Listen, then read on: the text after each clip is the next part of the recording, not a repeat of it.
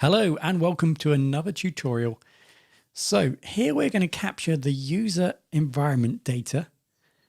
So someone comes to your web page, you're going to capture data about their environment, their browser, their operating system, and then you're going to save it to your database, and you're going to be utilizing Ajax to do that. So the user isn't even going to know you're doing that.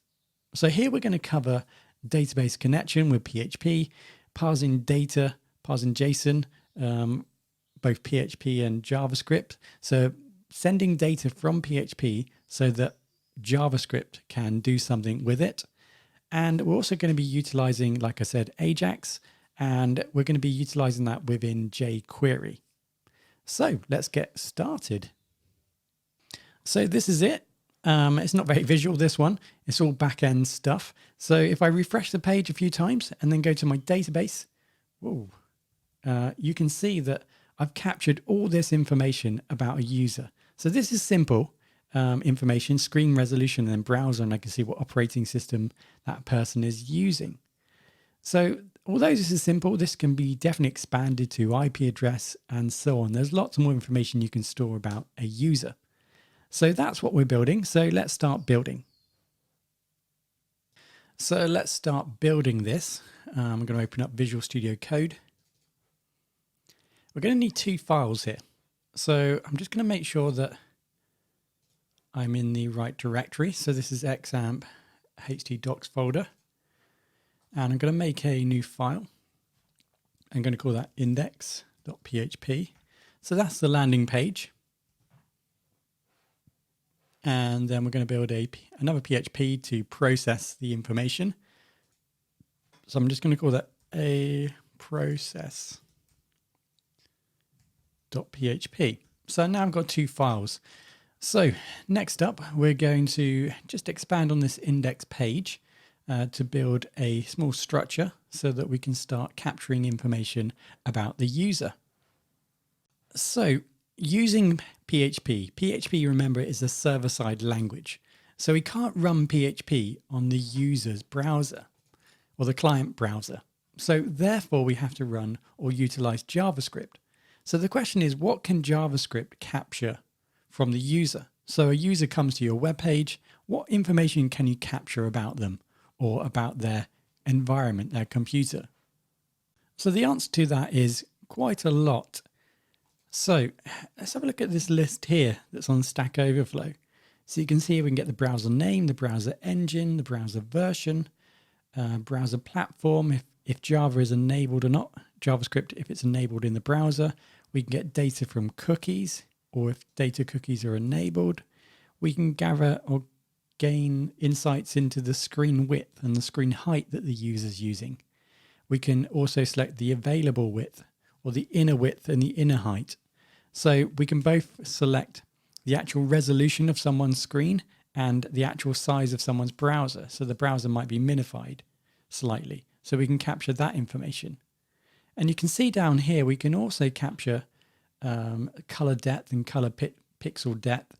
But also we've got the latitude and longitude. So potentially with JavaScript, we can access information within the browser that gives us an insight of where the user is in the world, where they're connecting from. Now, for example, Chrome does have this option, but by default, you need to turn it on or at least allow websites to access this information. So in addition to this, other things you might want to collect from the users, for example, their IP address. So again, there's lots of third-party APIs online that you can access and gather that information.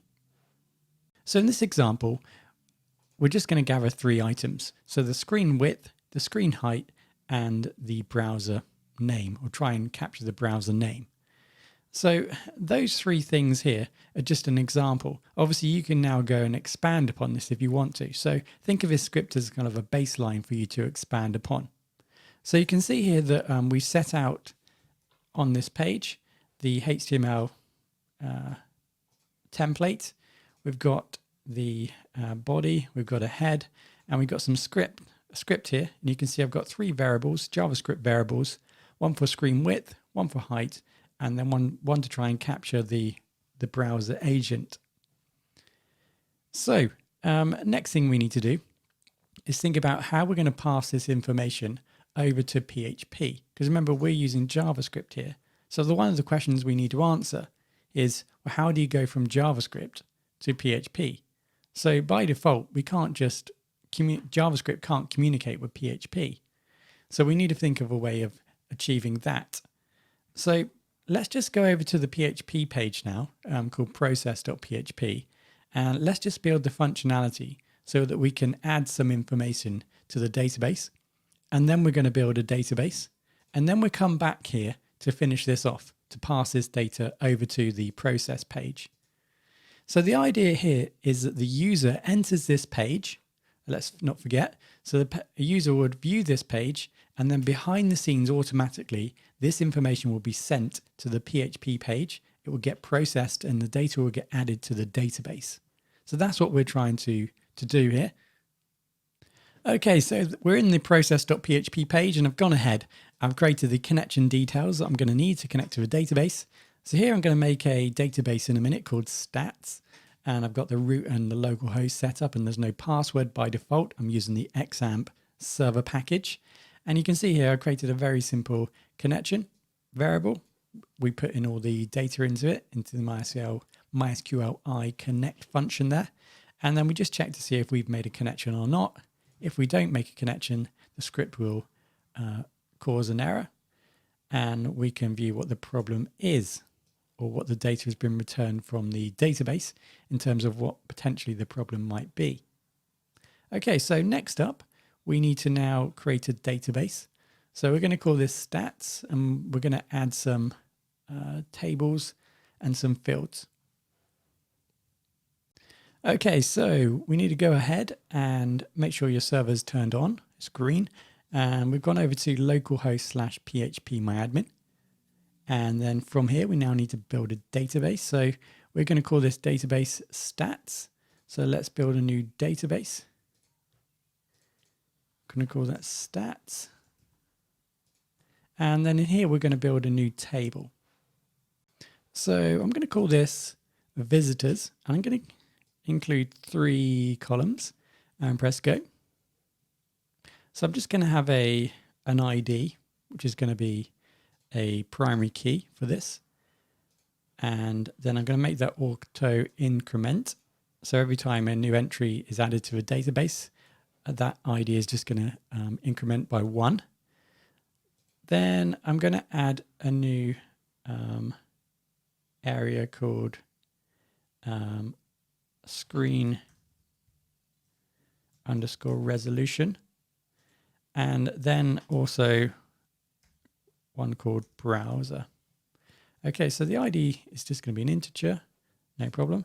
Screen resolution is just going to be a varchar of say 20, and then the browser again, that data will be varchar and 100. Okay, so now I have my database set up. If you're not too sure about the type and the values, head over to one of my other videos, the MySQL, where I go over the data types and what it means, and I'll give you a little bit more of an insight in how to build databases and develop tables and so on. So with that done, I press save. So I've now got somewhere where I can save data, or data from I collect from the user. And you can see here I've got ID, screen resolution, and browser. So those are the 3 things that I'm going to develop. Now, of course, you could take the list I showed you earlier. You could add some more items from this if you want to. So hopefully you'll have a go at expanding this code and including more information. So back in index.php, so we captured information from the user. In this case, the screen width, height, and the user agent information, the browser information. And now we're going to send it to the process.php page. So we're going to be utilizing AJAX to do this, asynchronous JavaScript and XML. So with AJAX, we can build web applications that can send and retrieve data from a server without interfering with the behavior of the existing page. So we don't need to reload the page to send information. I guess the most simplest example of this is if I type something into Google here. it's going to give me a list of suggestions. So this is the technology in action here.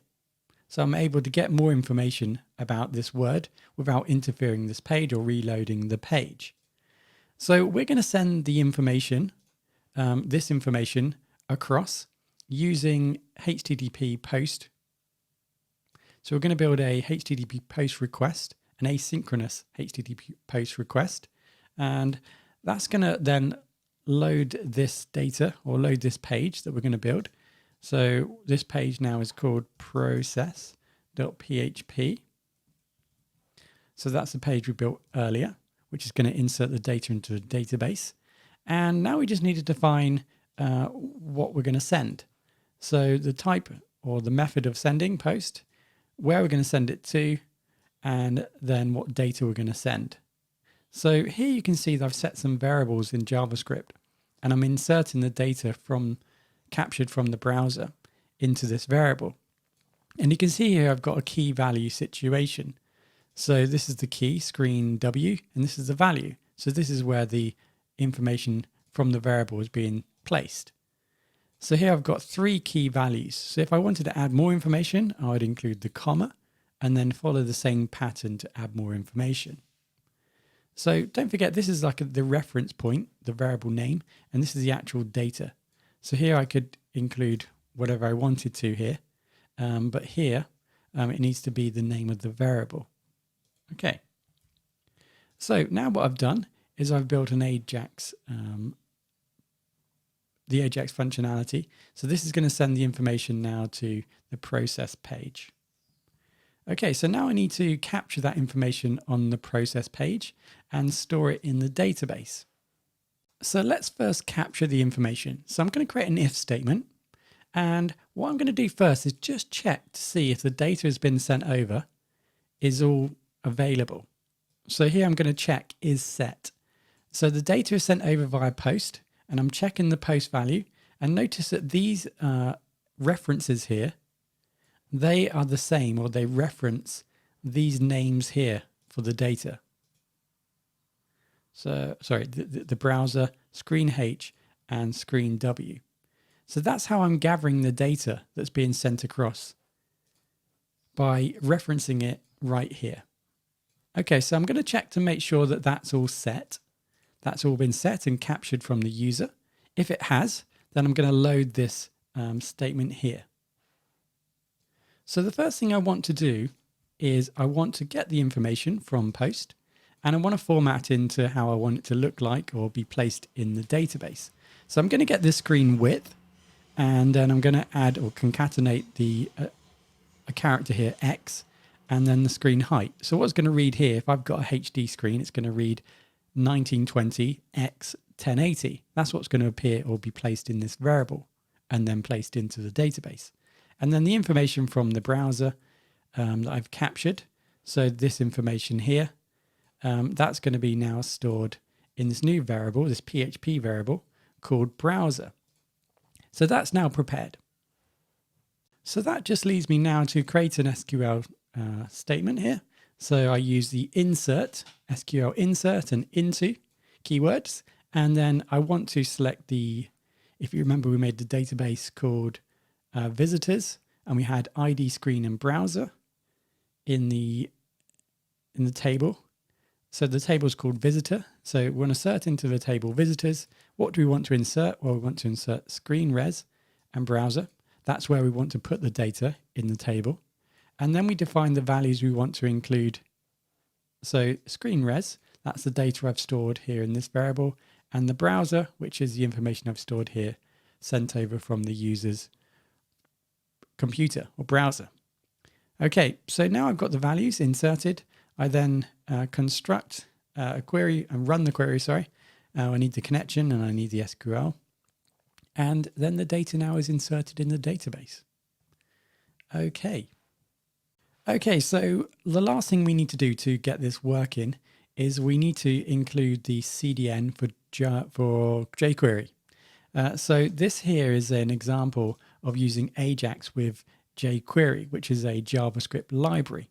So it just allows us to simplify the process of generating an AJAX statement here and using Ajax in general.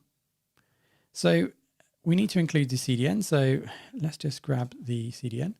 So JQuery CDN, and we're just going to get the minified and copy this piece of code.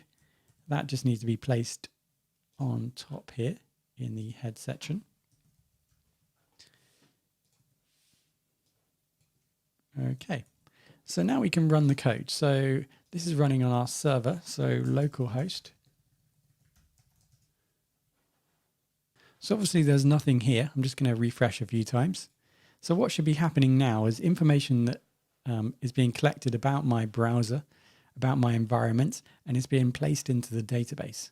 So I'm now going to refresh, and you can see now I have data about my computer. So you can see here that my screen resolution is 1292 by 818. And then the browser is, well, in actual fact, I'm using Windows 64-bit, and it looks like I'm using Mozilla 5.0. So there's some information that I've captured about this computer. So if I keep refreshing a few times, you can see that more data is now appearing in the database. So you can start to see now how potentially utilizing more information, we could really gather a lot of information about the user's browser and environment. So I guess the question is, why do we want to do that? Well, probably for many reasons. If you think about some of this data here, for example, if we can detect the screen resolution that they're using, we can optimize a user's experience. We can change the way the web page looks or the web app looks to customize it for the user's browser. So we can determine whether they're using a mobile phone or whether they're using a tablet or whether they're using a desktop. And we can then tailor the environment for that. So other things, for example, capturing the language. So here we can capture the language that's been set by default in the browser, assuming that that person is using that language or is native to that language. So obviously, if the language is set to German, we could have a system on our web page where we could automate it so our page turns into German instead of English or Brazilian, and so on, Portuguese, sorry, and so on. So there is a good reason potentially to utilize some of this information. So let's just end this with, typically when we set some Ajax, we send and we receive information. So let's just finish this example. I'll just show you how to retrieve information back from the process page. So let's just go into the process page, and notice we've got this if statement here. We haven't finished it. So here I'm going to add a piece of code here, and I'm going to echo out some information. So it's going to return some data. So what I'm doing here is I'm returning data back to JavaScript. Now again, PHP cannot directly connect or talk to JavaScript. It's a different language. So we have to use some other way of being able to pass data back to JavaScript. So this is a simple example of what's happening billions of times a day. Information is being sent from a server to another device in a different language. So what we have is something that you can research into and have a look at. It's called JSON. So here on W3 Schools, JSON, JavaScript Object Notation. So as it states here, it's a syntax for storing and exchanging data. So what we can do is we can take data from a database, or we can take or generate data, and we can put it into this JSON format. And by utilizing this format, it means it can be utilized by other languages. So I can communicate from PHP to JavaScript, JavaScript to Python, Python to PHP. So it's language independent. So most languages can parse the data. So we retrieve the information and we parse it, and we put it into them variables or wherever we want to utilize, or however we want to utilize that information. So we're going to be utilizing this technology to send data back from PHP here to our JavaScript. So this is what we do. We capture some data. So this is the data we're going to capture, and we're going to put this into this array into JSON, into a JSON object, and then we're going to return it back. So what's going to happen now is that Ajax sends this information, and then what gets returned is what gets returned is this information here. And now we're going to deal with that information with JavaScript. So what we do now within the index page is we generate, I guess, what is a request, a callback function that we execute if the request succeeds. So what we do now is we create this success and a function called response. And here, first of all, what happens is we generate a variable which stores the data that gets returned. Notice here we're using JSON parse. So the response we're referring to here is the response, this data here. That's the response that we're echoing back. So remember, this was formatted into a JSON object. And now what we're doing is we're parsing that JSON object, and we're now putting it into a language which JavaScript can understand. We're putting it in this variable here. So now we've taken that data and we put it into this variable. We can now access that data. So notice here that I refer to the variable, and I'm looking inside of there for something called success, and it needs to equal 1. So notice here that I now need to change that.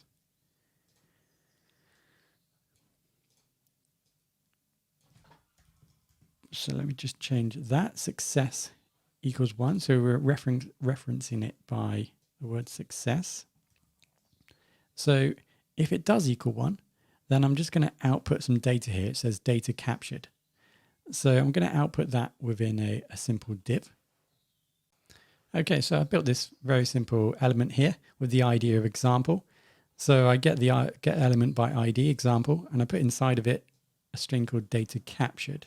So let's just go back to my page, refresh. It now says data captured because it was successful. It returned, added more information to my database, number 9, and it was successful. Therefore, it says data captured. So let's just break this. So if I add a letter there, this file doesn't exist. So if I now refresh the page, nothing happens because I've broken it. So the code doesn't manage to get down to here. So let's just go over to here, and we're going to change this to 0. So now the success value won't equal 1, it equals 0. We change success to 0. So now this isn't true. So this should run here, data not captured. So we can run that, and then it says data not captured. So now we have a very simple example whereby we're gathering information from the user's browser, and then we're sending via Ajax, and we're doing this in an asynchronous way without having to refresh the page. And then we're returning data from the process page, and then we're outputting some data, either data has been captured or not. And then in the meantime, we're also adding that data to a database.